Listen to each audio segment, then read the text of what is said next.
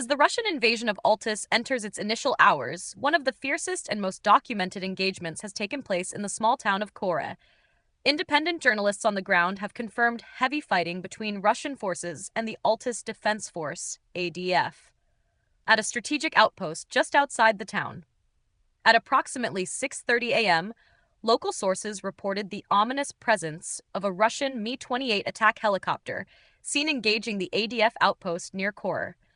Witnesses described a relentless barrage of rockets and autocannon fire, pounding the defensive positions for nearly 30 to 45 minutes. Residents of Kore took shelter as the deafening explosions echoed across the town, signaling the beginning of a brutal assault.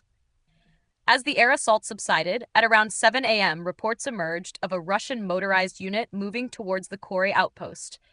Independent journalists and civilians watching from a distance counted at least 5 Russian vehicles advancing along the main road into Kore. By 6:30 a.m., contact was made between the Russian motorized group and the remaining ADF forces at the outpost. According to reports from surviving defenders and footage captured by war correspondents, an intense firefight erupted, lasting approximately 30 minutes.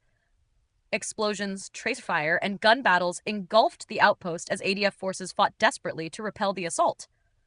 However, overwhelmed by superior firepower and numbers, the ADF defenders were ultimately overrun. By 9 a.m., independent journalists arrived at the site, capturing gripping footage of the aftermath. The outpost was under full Russian control, with ADF prisoners being held under guard. Video evidence also showed Russian troops unloading supplies and reinforcing their new position, establishing a firm foothold in the region.